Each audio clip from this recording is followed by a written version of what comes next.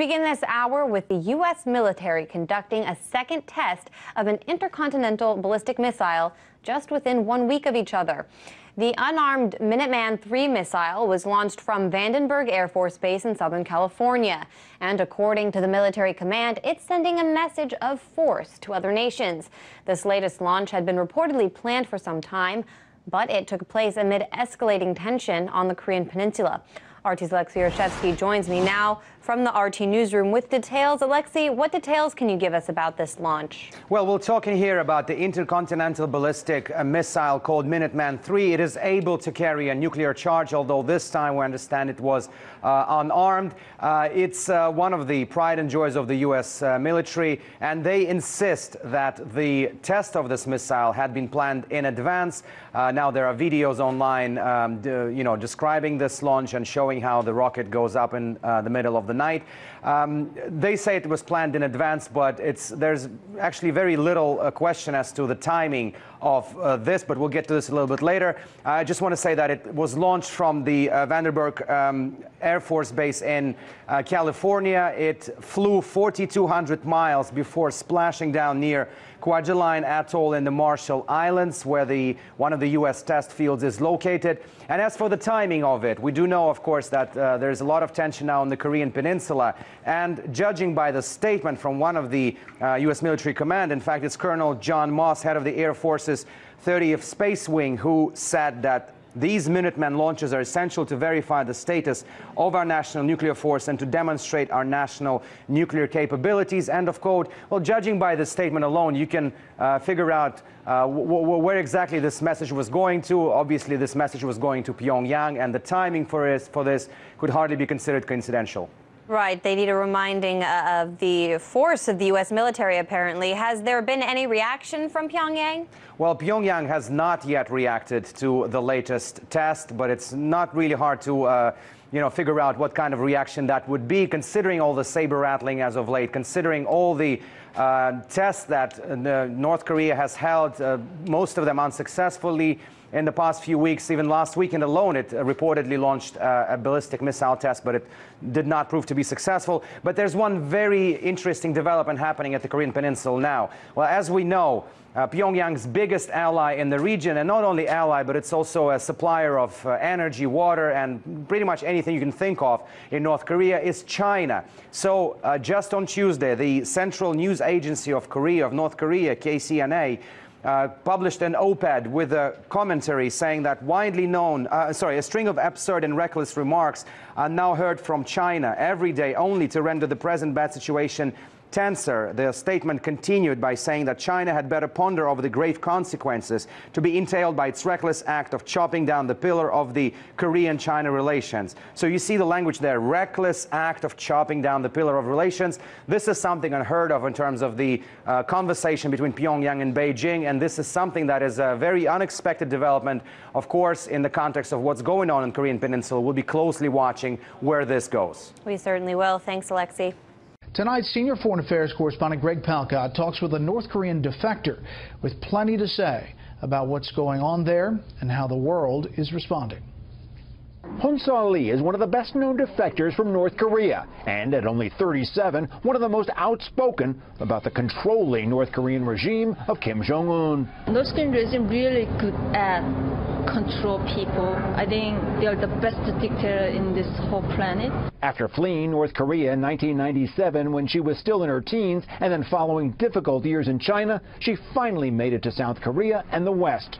Her book, The Girl with Seven Names, referring to the aliases she used during her escape, is a global bestseller. Her TED Talk speech has been viewed online some 13 million times.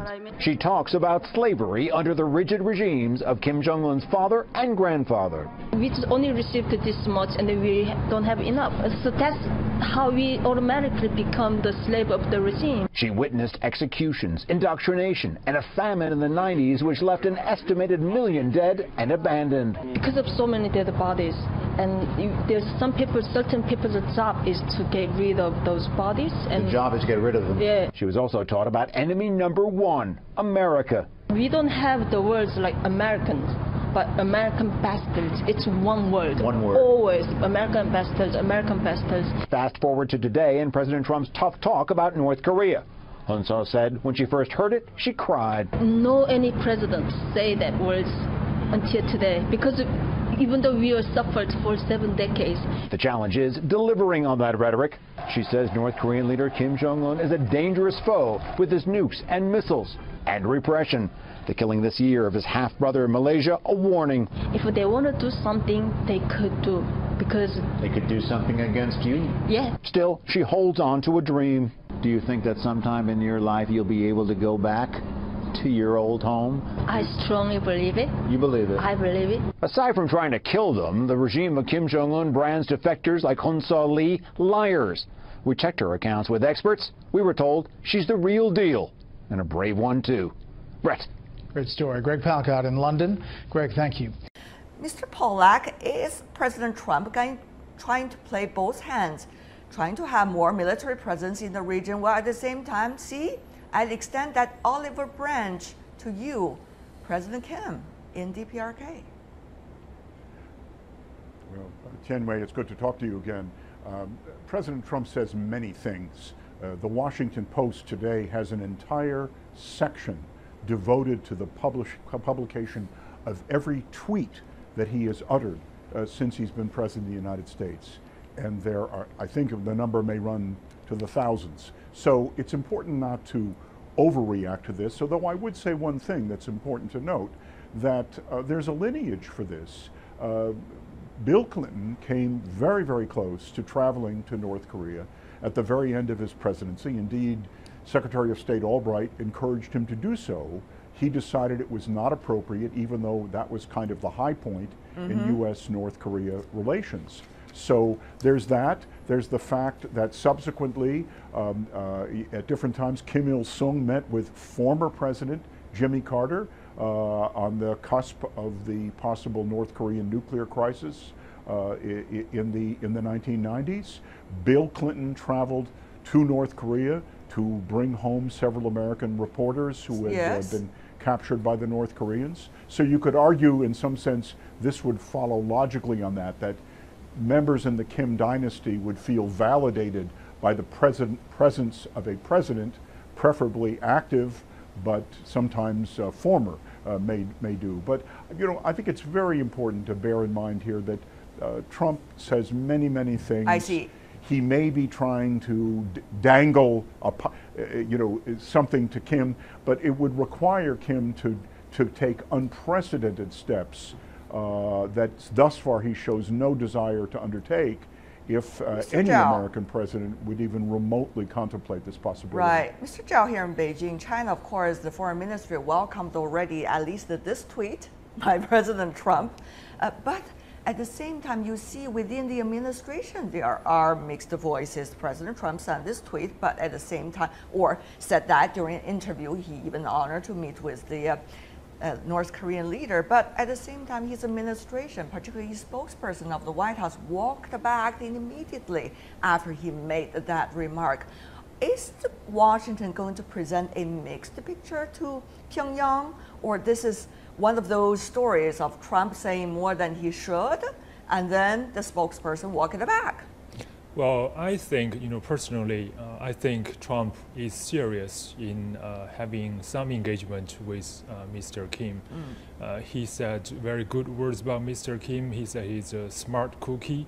I think he's interested in knowing this young leader better. And he believes that he can develop some interesting relationship with him that is beneficial to the American interests. And also, I think the current administration's North Korea policy after dropping the strategic patience is to impose maximum pressure and then engage with North Korea.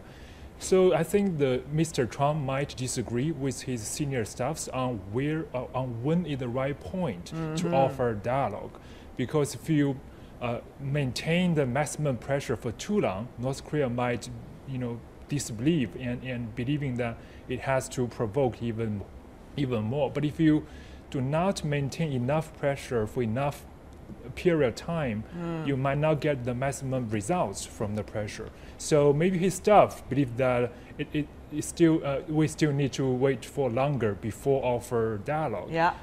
I did notice, Mr. Zhao, when you answer a question, you use many, maybe, maybe, maybe, and maybe. So, having heard that, Ms. Panova, do you think it is a strategic confusion that Washington is trying to create, or strategic ambiguity? There's a huge difference, of course, between these two. Well, I would say this is probably both. To put the words, I should say that, well, Trump, if you remember how he came into power, right?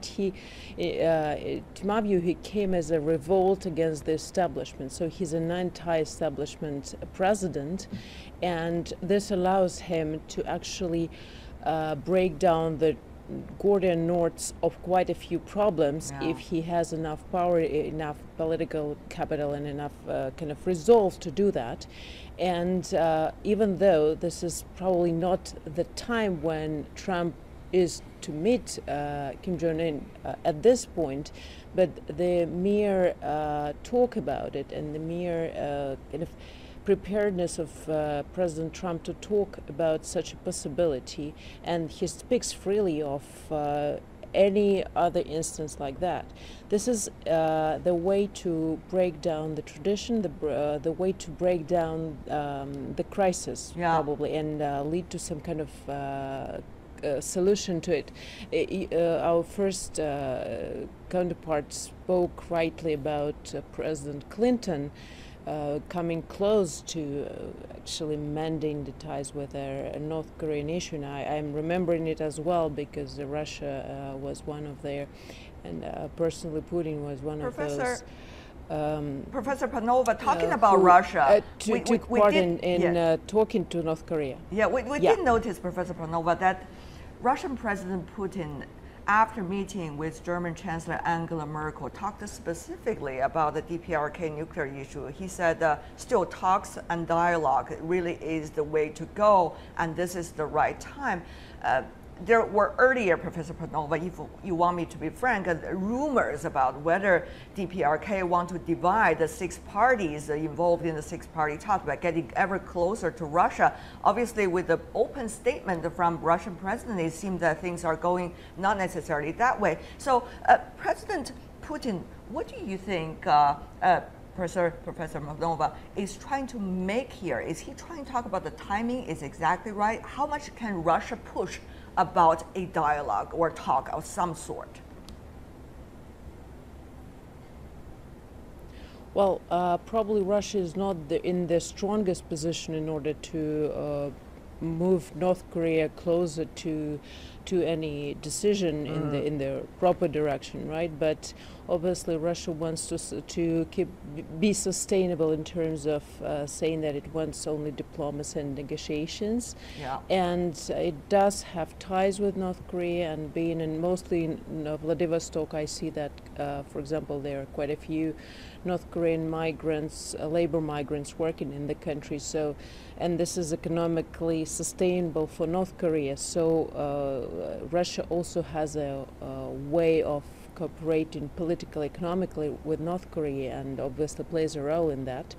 And also for Russia, it is vital that along its borders in Asia Pacific and its neighborhood, it keeps stable. So for this ends, obviously Putin's statement is just supporting their proper development of events, and that is why I think Trump's words can be only welcome, especially after this alert and alarm that everybody had with their the North American fleet coming to close and exercising. That's right. Therefore, the timing is extremely important, Mr. Polak.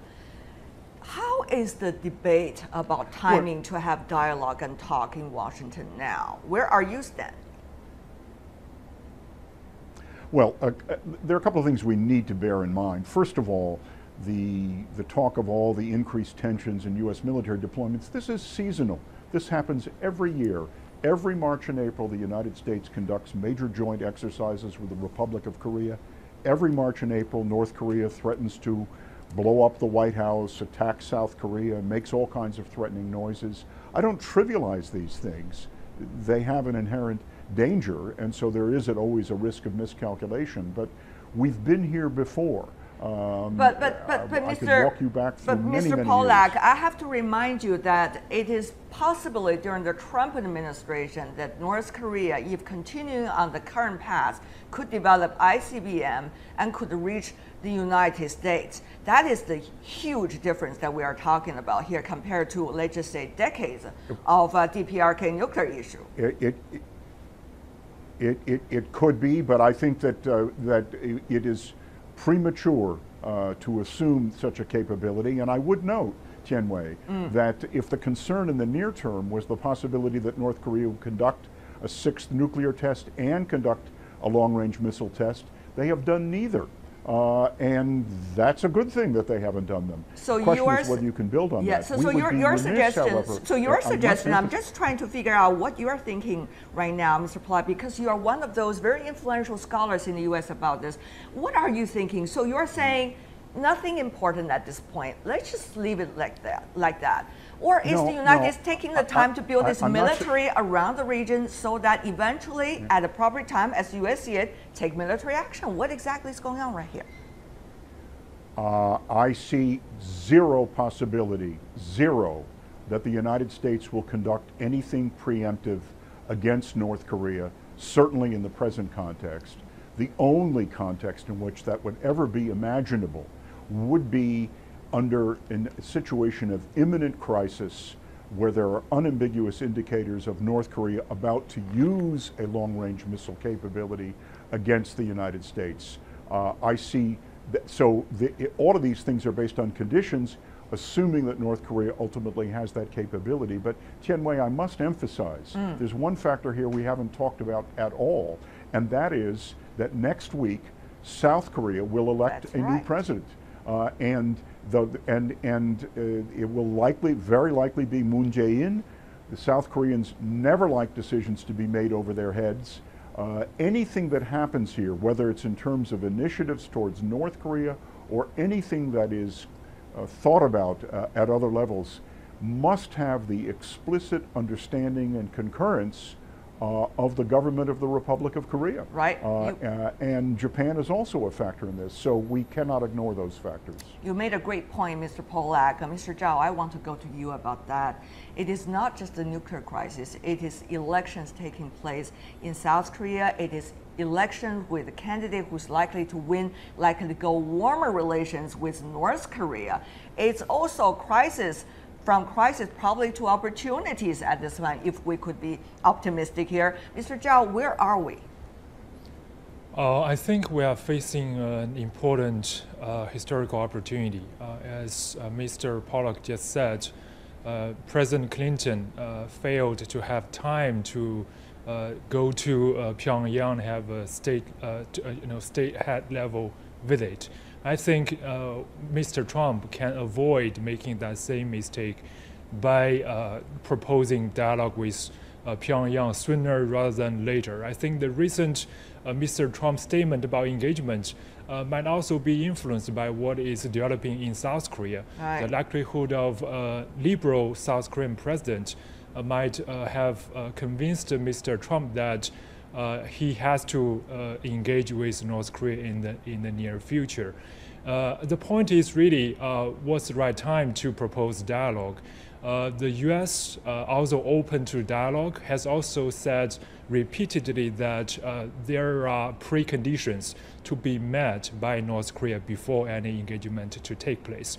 So I think the current postures by all parties, U.S. and North Korea, are all aimed at negotiating the best bargaining chips. What's the best preconditions that North Korea can accept, or from the U.S. perspective, can the U.S. to force North Korea to accept before going into negotiations? I think that's something that more economic sanctions won't be able to change, but more offer of dialogue will go a long way to diffuse the tensions. Mr. Pollack, I want you to be brief on this, but it's very important. Mr. Pollack, I understand there are already news suggesting that the State Department officials visited President Carter, who used to be quite a go-betweener between North Korea and the United States, and briefed the President Carter, the previous president, about the latest situation. Of course, without further statements coming out of it. Are we seeing some kinds of movements going on in Washington about, seeking a different path? Well, when the administration has said all options are on the table, you could argue that could go in any number of different directions. I think they are casting about for what the possibilities are, but I think we must come back to the fundamental fact. Kim Jong-un has made the possession and the enhancement of missile capabilities and nuclear capabilities an embedded part of his strategic identity and his goals. He's personally identified with this. Unless and until he can demonstrate meaningfully that he is prepared to look at a different future for the DPRK, I think that the possibilities of any kind of bold gesture by the United States are much more remote. That said, the United States has never been averse to dialogue. There's a difference between dialogue and negotiation. I see. Before we go, I do want to have the other two briefly help us to understand where your country stands. Russia. That Russia is against. On the other hand, Russia concerned about security on the border if DPRK collapse or even military actions began. And also Russia have a very interesting relationship right now with the Trump administration and Washington. So, Professor Panova, how much can Russia play its role and its stakes? Well, as I said earlier, it's still Russia still has quite a good relation with North Korea. It has a number of not leverages, but obviously points where it can join in, and it will do anything possible for it to play the diplomatic hand into diplomatic hands, so not to allow for any crisis to break out. And even though I would agree that probably the full-scale dialogue between North Korea and United States is still a remote thing, even with all their Trump's anti-establishment and very anti-establishment moves and possibilities. At the same time, I think we can have some more progress on six-party talks if they are, and North Korea might feel safer and try to move forward as well. All right, very briefly, only 15 seconds for you, Mr. Zhao. What about China? Debate in China after Madam Fu Ying's article as well. Yeah, I think China has already, over the last few months, greatly stepped up its economic pressure against North Korea by cutting coal export from North Korea, and also reportedly even might have reduced oil export into North Korea. So your point is? So the point is, I think China will be very pleased by this recent signal from Washington. China is willing to facilitate any direct engagement between relevant parties, regardless of the format, whether it's six-party talks or 5 or 4-party talks. China is very experienced in hosting these dialogues, as long as other countries allow China to make a contribution. We have to wrap it up, but we're running out of time. Zhao Tong, Jonathan Pollack, and Victoria Panova, thank you so much for joining us. I'm sure we're going to have time to discuss this sometime later in the program.